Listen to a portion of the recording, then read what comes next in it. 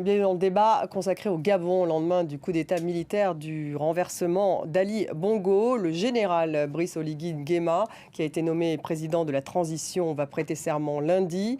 Les putschistes promettent la mise en place progressive d'institutions de la transition, disent-ils. Le Gabon va respecter tous ses engagements intérieurs et extérieurs, ont-ils affirmé.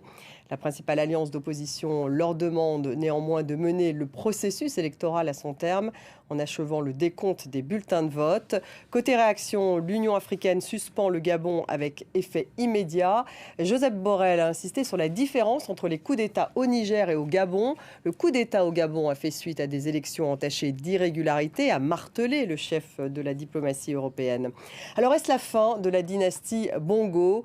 Qui est le général Oligui Nguema? D'autres dynasties pourraient-elles vaciller en Afrique? Quelles conséquences sur la relation entre la France et le Gabon et plus largement sur les relations entre les puissances étrangères et l'Afrique? On en débat avec mes invités. J'ai le plaisir d'avoir à mes côtés Francis Patindé. Bonsoir. Bonsoir. Merci d'être là ce soir. Journaliste et maître de conférence à Sciences Po. Vincent Hugeux est avec nous ce soir. Bonsoir Vincent. Bonsoir. Grand reporter, spécialiste de l'Afrique, écrivain, auteur de Tyran d'Afrique, les mystères du despotisme colonial, post-colonial, pardon. Et c'est aux éditions Perrin. Bienvenue Vincent. Niagale Bagayoko est avec nous en direct de Aix par Skype. Merci d'être avec nous ce soir. Niagale, présidente du Centre de recherche African Security Sector Network.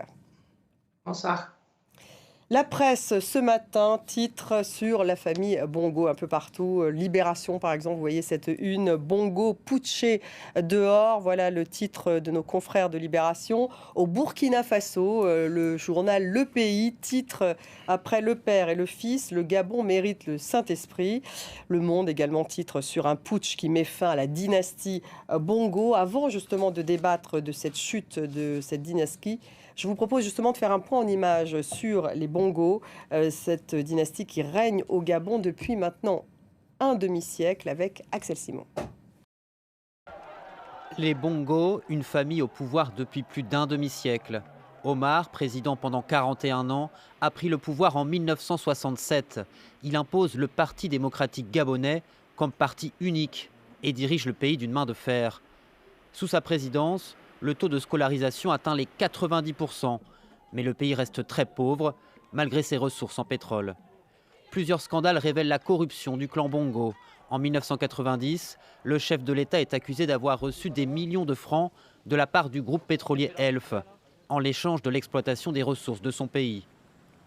Pilier de la France-Afrique, on soupçonne la famille présidentielle d'avoir bâti sa fortune en France, grâce à des fonds publics détournés du Gabon. C'est l'affaire dite des biens mal acquis. Une enquête est ouverte en France en 2010, alors que son fils Ali est au pouvoir, élu en 2009 à la mort de son père, à l'issue d'un scrutin contesté et suivi de violences. Au cours du premier septennat d'Ali Bongo, les ténors du régime de son père le quittent. Beaucoup soutiennent l'opposant Jean Ping, qui perd de justesse l'élection présidentielle de 2016, marquée par des accusations de fraude. S'ensuivent de violentes manifestations, des morts, des centaines de blessés. 2 ans plus tard, alors qu'il se trouve en Arabie Saoudite, Ali Bongo est victime d'un AVC. Il disparaît pendant 10 longs mois, nourrissant les rumeurs les plus folles.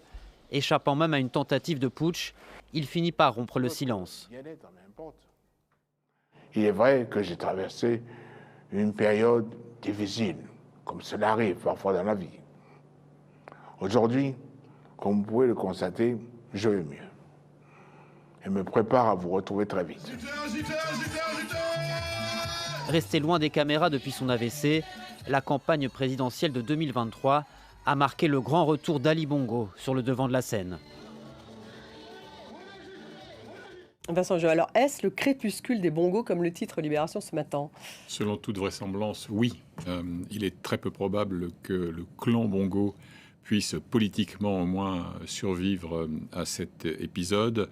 Le rétablissement d'Ali Bongo Ondimba sur le trône présidentiel et républicain me paraît hautement improbable. Il suffit de visionner la vidéo pathétique qui a été mise en ligne hier pour mesurer la détresse, le désarroi qui est le sien, une certaine forme de perplexité, d'incompréhension. Et d'ailleurs, on y décèle également les séquelles de cet AVC qui a été amplement minimisé par son entourage et par ses communicants européens ou locaux, c'est un peu raideur et tremblement. On voit bien qu'il a été profondément affecté. Ensuite, il faut noter que son fils Nourdine, qui semblait avoir été installé sur une trajectoire successorale, est entre les mains des putschistes et au regard de la gravité des accusations portées contre lui et contre ce qu'on appelle la Young Team, la jeune garde en quelque sorte qui l'entoure, là aussi, ce retour à la liberté et a fortiori sur la scène politique paraît tout à fait invraisemblable. Francis Patinet, vous êtes d'accord? Il y avait une forte contestation au sein du pays contre le clan Bongo. Oui. Je souscris tout ce qu'a dit Vincent, mais je crois que le clan Bongo va au-delà de la famille Bongo. Parce que ceux qui sont au pouvoir, le militaire qui est au pouvoir, que moi j'ai connu pour la première fois au début des années 2000, mais il fait partie du clan Bongo.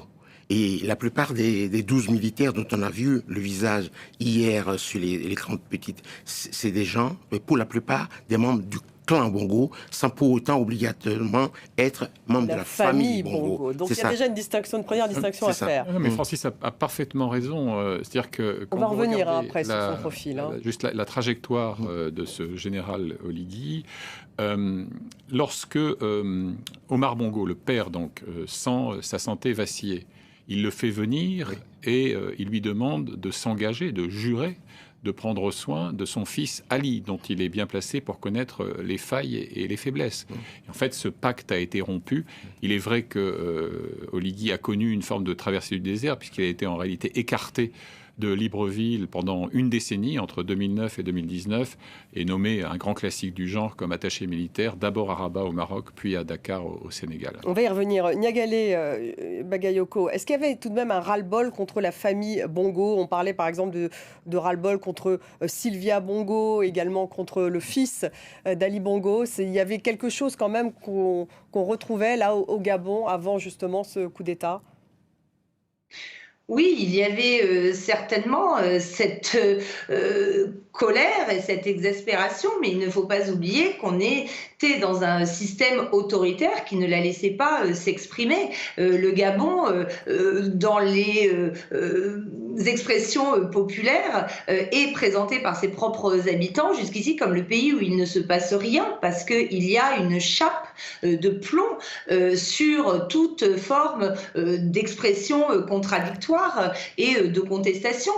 Donc on peut mesurer aujourd'hui, quand on voit les clameurs et l'enthousiasme dans la rue qui s'expriment enfin librement, qu'il y avait en effet une très très forte animosité contre ce régime, mais il faut rappeler qu'il ne la laissait pas s'exprimer, qu'on était vraiment dans le cadre d'un système institutionnel de type démocrature, c'est-à-dire avec un dévoiement total des institutions républicaines. Donc là, cette fois, une page se tourne véritablement. Depuis 24 heures, on peut le dire, Vincent, parce qu'il y avait une tentative de coup d'État en 2019. Oui. Là, on est vraiment dans autre chose. Non, mais c'est-à-dire qu'en 2019, en fait, vous avez des mutins qui prennent très brièvement le contrôle de Radio Gabon, invoquant donc l'état de santé du président pour justifier leur initiative, mais tout cela vire très rapidement au fiasco. Et d'ailleurs...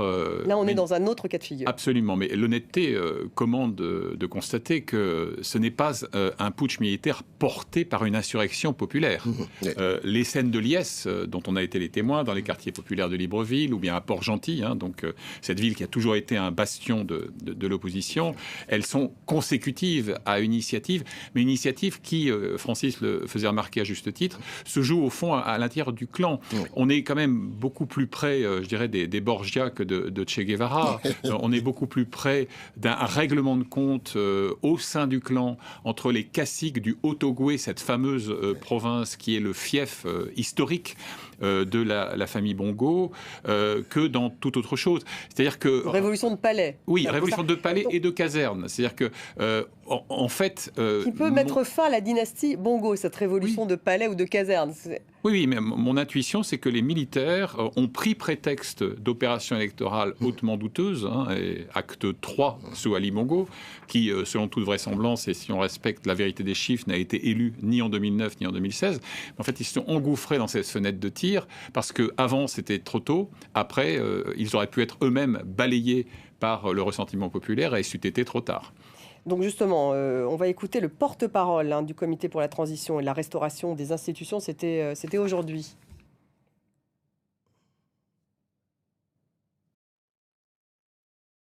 Le général de brigade Oligui Nguema Brice, président du Comité pour la transition et la restauration des institutions, décide du rétablissement temporaire de la Cour constitutionnelle, de la mise en place progressive des institutions de la transition, de la reprise des vols domestiques.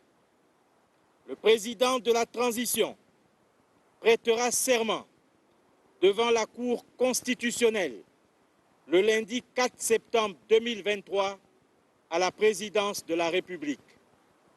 C'était annoncé donc aujourd'hui. Brice Oligui Nguema qui prend donc son poste officiel de président de la transition Francis lundi. Donc effectivement, on disait qu'une page se tourne. Après, que va-t-il se passer? En fait, on en est tout de même là. Et pour revenir, donc qui est-il? Vincent disait, vous le disiez aussi, il fait partie du clan. Il a plutôt, c'était même un proche donc de Ali Bongo. Et qu'est-ce qui s'est passé en fait au départ? Il y a eu une revanche à prendre contre lui? Vincent disait tout à l'heure, il a été éloigné donc pendant une dizaine d'années au Maroc, puis au Sénégal. Mais je dois mettre l'accent aussi sur les rapports exécrables qu'il entretenait avec Sylvia Bongo et avec Noureddine. Donc la femme avec la femme et le fils, et tout le petit clan qui entourait le fils. Et apparemment, depuis son retour, il se sentait humilié de façon constante par l'épouse, donc Sylvia, et par le fils. Mais ça ne suffit pas pour faire réussir ça suffit pour faire un coup d'État, mais si on ajoute ça à tous les arguments que Vincent a avancés tout à l'heure, et qu'on ajoute ça au fait qu'il a été quand même, il a gardé du ressentiment par le fait d'avoir été écarté et éloigné du pays, parce que c'est un des gardiens des secrets de la République gabonaise. Parce que quand moi je l'ai connu, il était derrière le président Omar Bongo. Il était un de ses aides de camp, et sinon le principal. Mais pourquoi a-t-il changé de camp, Francis? Parce qu'il vaut mieux s'aborder son propre camp pour préserver l'essentiel que de laisser d'autres faire le ménage. Et donc moi je trouve qu'il sauve la maison Bongo d'une certaine manière en faisant son coup d'État. L'assassinant. Non. Non, mais change-t-il vraiment de camp? En fait, la ligne de fracture. Non, mais la ligne de fracture à l'intérieur même du clan Bongo entre les caciques qui se veulent au fond les héritiers du père et ceux qui sont souvent perçus comme des opportunistes qui ont gravité dans l'entourage du fils, cette ligne de fracture, elle est très clairement dessinée. Or, lui, c'était ce qu'on appelait à l'époque, je m'en souviens, un petit de Omar, au sens où c'était l'un de ses... Il était son aide de camp. Et donc, lui, d'une certaine manière, aux yeux de beaucoup de Gabonais, quinquagénaires et au-delà, il incarne plutôt la fidélité au père défunt que celle au fils, dont beaucoup estiment qu'il a en quelque sorte dévoyé l'héritage familial. Il a absolument raison, parce qu'en 2009, quand le père Bongo se mourait en Espagne, il faisait partie des rares qui étaient autour de lui. Et c'est lui quasiment qui lui a fermé les yeux. Oui, mais enfin, Niagalé, dissension, oui, on voit bien que le clan Bongo c'était pas un fleuve tranquille, mais enfin, entre ça et effectivement faire un coup d'État, c'est quand même, il y a une frontière. Pas tout à fait la même chose. Qu'est-ce qui l'a poussé ? En réalité, je pense que ce qui est décrit là, c'est la question d'une dynastie qui s'oppose à un système beaucoup plus large. La force de ce qui avait été mis en place, qui avait été forgé par Omar Bongo, c'est bien entendu des pratiques népotistes au profit de sa parentèle, mais beaucoup plus largement sa capacité à gérer des équilibres, notamment avec les différents échelons au niveau local, avec les différentes communautés qui composent le pays. Et aujourd'hui, À mon avis, ce qui se produit, c'est une réorganisation, en tout cas une tentative de reprise en main de l'ensemble de ce système en excluant la dynastie qu'il incarnait. Mais je pense qu'il ne faut pas uniquement considérer que la famille Bongo était la seule bénéficiaire du dispositif de gouvernance avec des affidés, avec des privilèges, avec des avantages qu'on recevait également en retour, qui a été mis en place. Donc qui d'autre en profitait, Niagalé ? Mais c'est ce que je disais. Vincent citait notamment l'importance de cette région du Haut-Ogooué. C'est très important de prendre ça en considération. Il y a dans un certain nombre de pays africains une gouvernance qui est fondée sur des allégeances avec différents groupes d'intérêts, avec différentes communautés. Et c'est ça qui fait la capacité à se maintenir au pouvoir, beaucoup plus que les processus formels de désignation des dirigeants dont on se joue finalement en les instrumentalisant, comme on l'a vu à travers l'organisation très truquée de la plupart des scrutins, de la totalité d'ailleurs des scrutins qui se sont tenus au Gabon récemment. Francis, il y a une dimension communautaire également. Oui, il y a la dimension communautaire, mais l'actuel détenteur du pouvoir à Libreville, par son père, est du nord, est du Wollentem vers la frontière du Cameroun, et c'est par sa mère seulement qu'il a le lien avec les Bongos. Mais juste pour être précis et complet, parmi ceux qui ont profité de la manne financière et de l'argent du pétrole gabonais, il y a beaucoup d'hommes politiques français. Oui. Donc il n'y a pas que le clan, il y a beaucoup d'hommes politiques français. Donc on va revenir bien sûr sur les relations avec la France, mais juste pour terminer justement sur cet aspect peut-être communautaire qu'on connaît peu, Vincent. Donc ce général effectivement vient du Nord par son père, mais effectivement il est lié à la famille directement par sa mère. Ouais. Sa généalogie est intéressante et elle est significative. C'est-à-dire qu'il est Fang par son père, lequel d'ailleurs ne l'avait pas reconnu à la naissance. Il a été élevé par sa mère qui elle est Téké, c'est-à-dire elle de la province du Haut-Ogooué précisément. Donc même filiation, je dirais, communautaire et identitaire que les Bongos. Et donc il a davantage, lui, évolué dans ce milieu-là.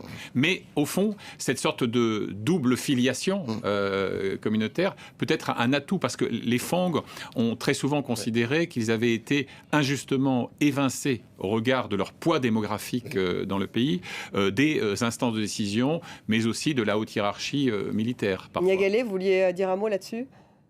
Oui, pardon. Non, c'est-à-dire que je suis tout à fait d'accord avec Francis pour dire que cette capacité à gérer des équilibres internes, à la fois politiques, claniques, communautaires, et a pour pendant, en effet, la capacité à gérer des alliances au niveau international dans le cadre d'un système, là aussi, extrêmement complexe, mais aussi extrêmement diversifié. Bien entendu, il y a cette question des liens particulièrement incestueux qui ont été noués au fil des décennies entre le système politico-financier, économique français et gabonais.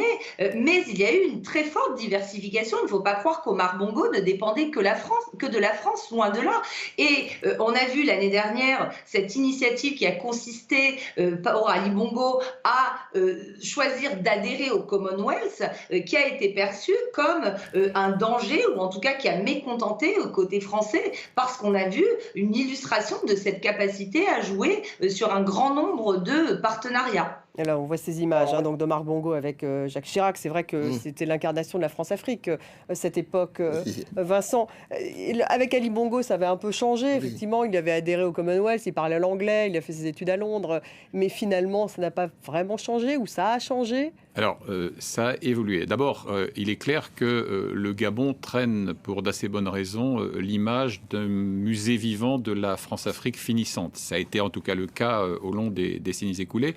Et il y a eu effectivement des sortes de velléités d'émancipation symbolique et notamment linguistique. Et vous remarquerez au passage que le message, cette sorte d'appel au secours pathétique que l'on évoquait tout à l'heure, il a bien été enregistré en anglais et non pas en français, même si le taux de locuteurs dans la langue de Shakespeare au Gabon est relativement modeste.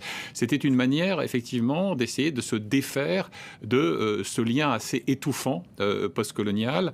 Mais ça ne peut pas effacer, si vous voulez, les décennies, en rappelant quand même que pour danser le tango, il faut être deux, et que dans la relation france-africaine, dans ce qu'elle avait de plus pervers, chacun y trouvait son intérêt.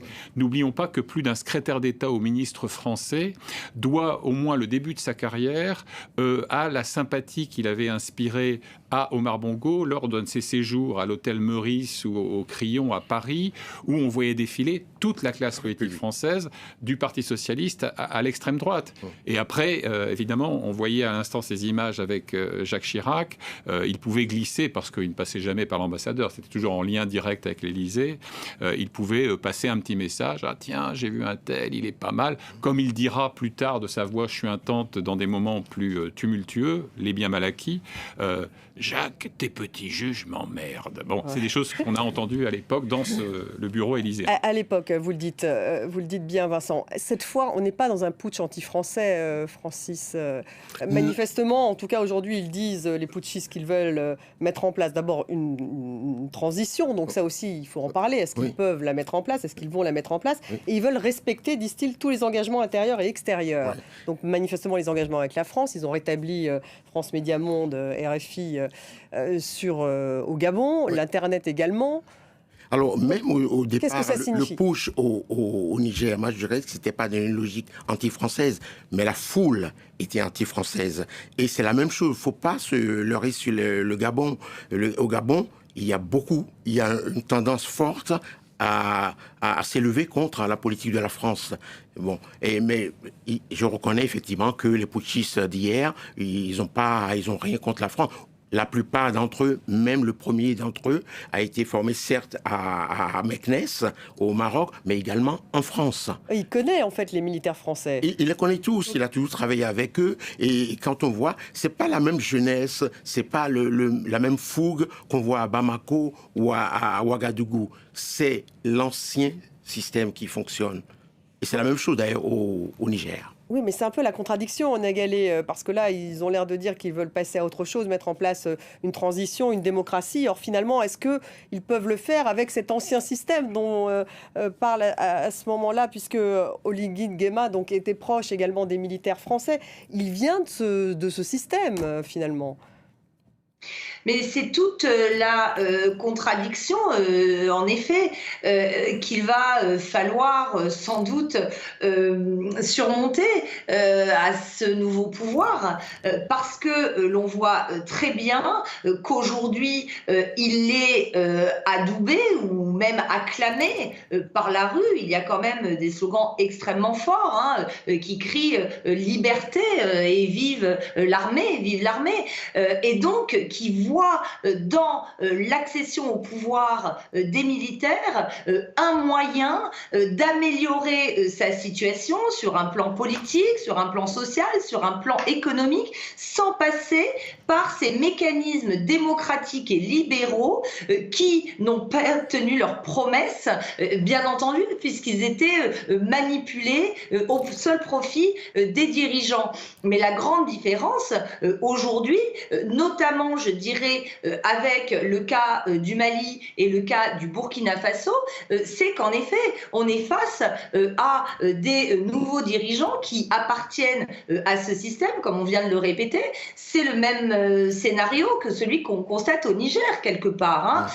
On a là aussi, comme c'est arrivé très fréquemment d'ailleurs, de par le passé, un retournement de la garde présidentielle, qui s'appelle garde républicaine au Gabon, mais c'est le même principe, mais dans les deux cas, on a des élites militaires qui étaient très très proches des élites civiles. On est dans un scénario complètement différent dans les cas du Mali, dans les cas du Burkina Faso et également dans le cas de la Guinée, où c'est une nouvelle génération, non pas de généraux, mais plutôt de colonels, voire d'officiers subalternes, qui a accédé au pouvoir et qui s'y maintient parce que répondant aux revendications de l'opinion publique, notamment de la jeunesse, parce qu'elle développe un discours d'opposition au système libéral en place, tout en mobilisant la rhétorique nationaliste, patriotique et panafricaine. Alors Vincent, alors justement, quelles sont les intentions de Brice Oligui Nguema? Quelles sont leurs intentions? Est-ce que c'est effectivement rétablir la démocratie? Là, une partie de l'opposition leur demande de continuer à compter les voix. Hein. C'est ce que dit Albert Ondo Ossa, donc l'opposant, le rival donc de Bongo, qui a été annoncé perdant à cette élection. Lui dit qu'il revendiquait déjà la victoire et il demande à ce qu'il y ait un comptage des voix de ces élections qui ont eu lieu finalement il n'y a que quelques jours. Alors au risque d'être démenti par les faits demain matin, ce scénario me paraît lui aussi hautement improbable.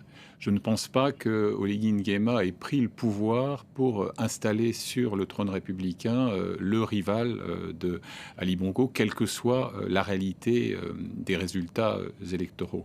La transition, il faut en convenir, a des contours encore extrêmement flous.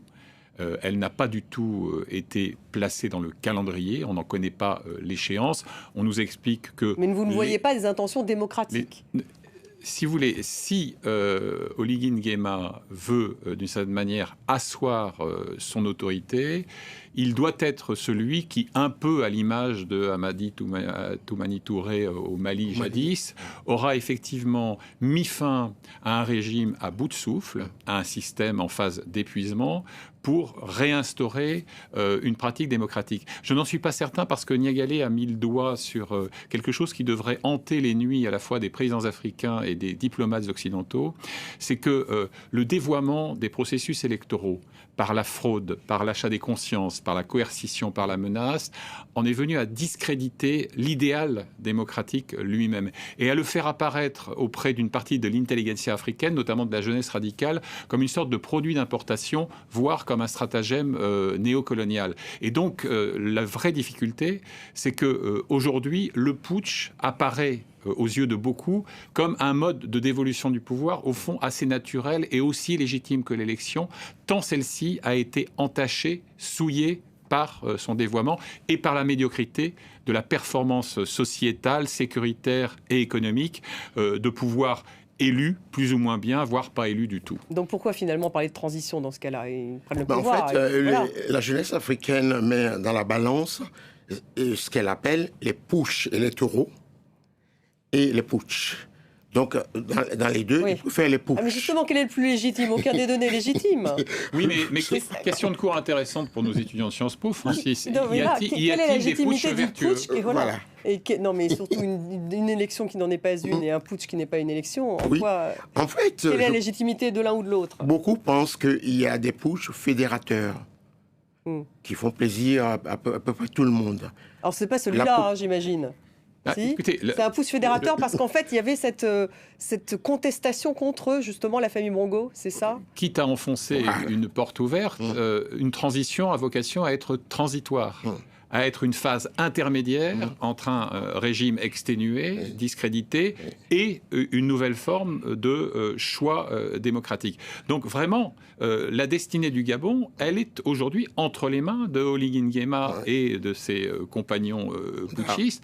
Seront-ils Donc il n'y aura pas de soutien, par exemple, du clan Bongo, il n'y aura pas de contestation. Enfin, là-dessus, c'est certain que c'est eux qui auront le pouvoir. Oui. Il n'y aura pas de contestation. Et au passage, puisque vous évoquiez en fait la main tendue par Alternative 2023, donc la plateforme de Albert Ondo Ossa, moi je ne pense pas du tout que les militaires ont l'intention de ressortir les urnes et de finaliser le comptage. Je ne crois pas du tout que c'est dans si on fait le comptage et que par extraordinaire, c'était Ali Bongo qui gagnait. Donc ils ne le feront pas. Niagalé, vous êtes d'accord? Donc on n'est vraiment pas justement... Albert Ondo Ossa, a priori, demain ne sera pas au pouvoir. Enfin, si je comprends bien, il ne sera pas élu. Il n'y aura pas de recomptage des... des voix. C'est l'équation qui, en effet, est très difficile parce que, en réalité, et Francis a raison d'élargir la question à cette fameuse problématique que l'on a appelée celle des coups d'État civils, alors qui ont été très manifestes, par exemple en Côte d'Ivoire récemment ou en Guinée, qui a d'ailleurs directement mené au coup d'État perpétré contre le président Condé, qui avait manipulé la Constitution pour pouvoir concourir pour un 3e mandat et avait réprimé dans le sang toutes les manifestations, et contre l'idée de coup d'État, de putsch démocratique à travers lesquels des militaires rendraient le pouvoir. Vincent Hugeux citait très justement le cas d'ATT au Mali, donc en 1991, mais il y a également, plus récemment, le cas de Salou Djibo, qui s'est opposé au Niger, au 3e mandat qu'entamait le président Tandja. La difficulté à laquelle on est confronté aujourd'hui, c'est celle de la négociation des principes. Quelle que soit la configuration, qu'il s'agisse d'une manipulation de la part des civils en utilisant le cadre constitutionnel à leur profit, ou que ce soit la prise par les actes des militaires, il y a suffisamment de cadres institutionnels au niveau national, au niveau régional, au niveau continental pour les condamner. Mais il y a eu beaucoup trop de négociations et de double standard dans l'application de ces principes. Oui. Or, un principe n'est pas négociable, à la différence d'un intérêt, et c'est ce qui explique aussi aujourd'hui la décrédibilisation et la délégitimation de tous les acteurs continentaux, régionaux, voire internationaux, transiger avec ces principes de démocratie et d'accession au pouvoir par des voies institutionnellement reconnues. Donc il y a une dynamique en ce moment de putsch, on le voit bien tout de même en Afrique. Est-ce que ça veut dire, Vincent, on en parlait déjà hier dans le débat, mais est-ce que d'autres dynasties, puisqu'on parle de dynastie là, pourraient être la cible de ce type de putsch? On peut penser au Tchad, on peut penser au Congo-Brazzaville, au Cameroun également. Quel est le prochain sur la liste? Vous avez touché le tiercé dans l'ordre ou dans le désordre, mais ce sont effectivement pour des raisons différentes des régimes qui peuvent se sentir menacés, et quelque chose me dit que les nuits des présidents en poste dans ces 3 pays sont quelque peu troublées en ce moment. Alors, parce qu'il y aurait une accélération, parce qu'on a cette impression d'une accélération. Attention, parce que des putsch, il y en a quand même beaucoup en Afrique depuis les années 50. Méfions-nous de ce raccourci essentialiste. Moi, je suis très réfractaire à l'idée qui a d'ailleurs été invoquée par Emmanuel Macron récemment, la métaphore médicale de l'épidémie, de la contagion du virus. L'épidémie des putsch, il a dit. Je n'y crois pas pour une raison très simple, parce que d'abord, ça supposerait qu'il y ait une sorte de déterminisme historique, puisqu'on n'a pas trouvé le vaccin, et donc que c'était quelque chose d'inéluctable. Il y en a plus, en tout cas en 3 ans, il y en a 8. Oui, mais deuxièmement, en écrasant les nuances entre ces différents cas de figure, on oublie que les facteurs explicatifs sont très différents. Je pose une simple question. Est-ce que le travail de sape des mouvances djihadistes a joué un rôle dans l'ébranlement des institutions au Gabon? Évidemment non. Alors que, évidemment, oui, il a joué ce rôle au Sahel. Donc, ce qui est parfaitement clair, c'est qu'il y a dans les putschs quelque chose qui s'appelle l'effet désinhibiteur. Vous êtes un officier ou un petit soldat du Gabon, vous vous dites après tout, ça a fonctionné, le putsch vintage à l'ancienne, on voit surgir un type en treillis, énoncer un communiqué grandiloquent à la télé le soir. Pourquoi ça ne marcherait pas chez nous? Donc là, il y a bien une espèce d'effet de contagion. Alors moi, je veux dire, je ne vois pas un tiercé, je vois un quartet. Un café, voilà. Parce qu'on a oublié le principal. Le plus vieux président de la planète Terre, c'est le président Obiang de Guinée équatoriale, qui est en poste depuis 1979. C'est quelque chose de choquant.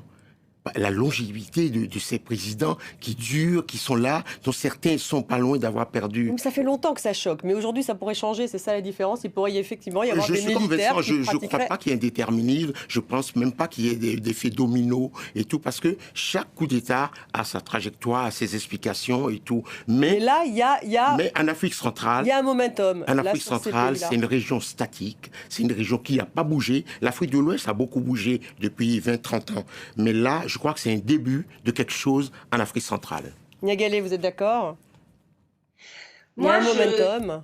Bon, moi, je pense que plus généralement, il y a, bien entendu, absolument pas une épidémie ou un virus, mais une dynamique de fond qui fait que l'on assiste peut-être en Afrique aujourd'hui à un deuxième type de révolution. On en avait vu de type démocratique dans les années 1990. Peut-être qu'aujourd'hui, on assiste à des révolutions de type conservateur, avec une alliance à la fois prétorienne, à travers la prise de pouvoir par les militaires, et populaire, en tout cas pour les cas du Mali, du Niger, du Burkina Faso, de la Guinée et du Gabon. Pour moi, les cas du Tchad et du Soudan, dont on parle peu, parce que pour moi, c'est la neuvième prise de pouvoir par des militaires en violation des arrangements institutionnels, puisqu'ils ont confisqué le pouvoir aux civils en violation des arrangements qui avaient été conclus. La différence entre le Tchad et le Soudan et les autres que je viens de citer, c'est qu'il n'y a pas de violence en ce qui concerne les seconds contre les populations civiles qui sont utilisées comme des soutiens absolument indispensables à la survie des régimes. Dans le cas du Tchad et du Soudan, on est face à des répressions massives des populations qui contestent, elles, ces accessions au pouvoir des militaires. Donc ce momentum, quel impact bien sûr sur les relations avec la France, hein. On va y revenir, on va écouter le chef de la diplomatie européenne, Josep Borrell, déjà, qui s'est exprimé sur le coup d'État au Gabon. Naturellement, les coups d'État militaires ne sont pas la solution. Mais nous ne devons pas oublier qu'au Gabon, il y avait eu des élections entachées d'irrégularités et il existe aussi des coups d'État militaires et institutionnels pour lesquels les armes ne sont pas nécessaires. Mais si je triche aux élections pour arriver au pouvoir, c'est aussi une façon irrégulière d'arriver au pouvoir.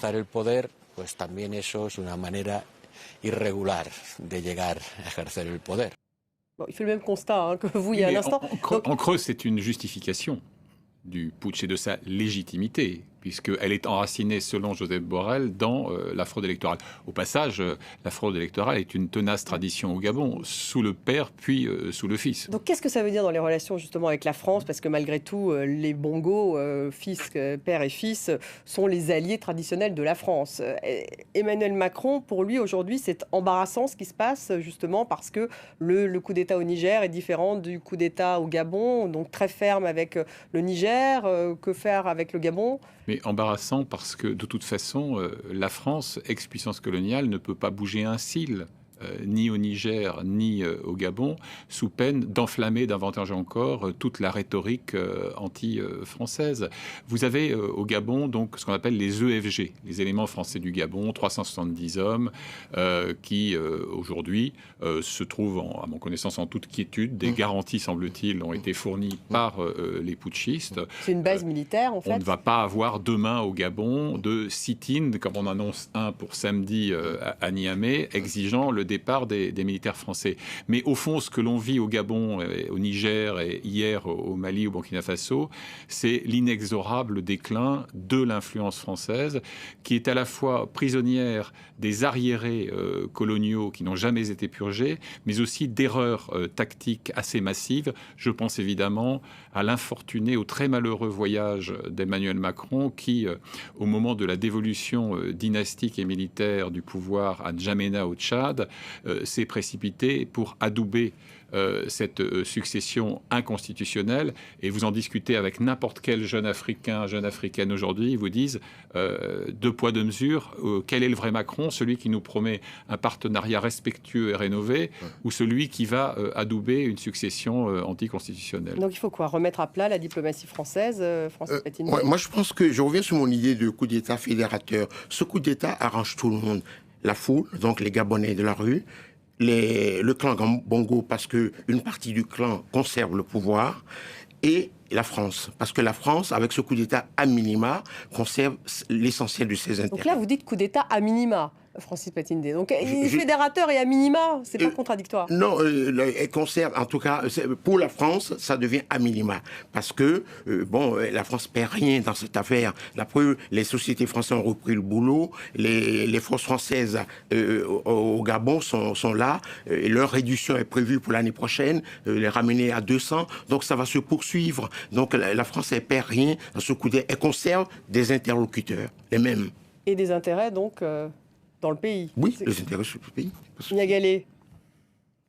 Oui, en effet, en même temps, on se pose la question de savoir si ce n'est pas le véritable test, ce coup d'État, pour les principes qui sont mis en avant, notamment par le président de la République, qui les a rappelés lors de la conférence des ambassadeurs. Le président a parlé dans son discours des faiblesses de la communauté internationale vis-à-vis des putschs passés. On peut se demander s'il ne parlait pas des faiblesses de la France elle-même. Vincent Hugeux vient de rappeler la position adoptée au Tchad, mais il y a eu aussi la très grande indulgence vis-à-vis de la junte malienne au départ, lorsqu'elle a été mise au pouvoir en 2020. Lors du sommet de N'Djamena en 2021, il est important quand même de rappeler que publiquement, le président Macron a indiqué que les militaires au pouvoir avaient plus fait en 6 mois que les autorités précédentes au cours des années écoulées. Donc il y a eu une grande incohérence, une grande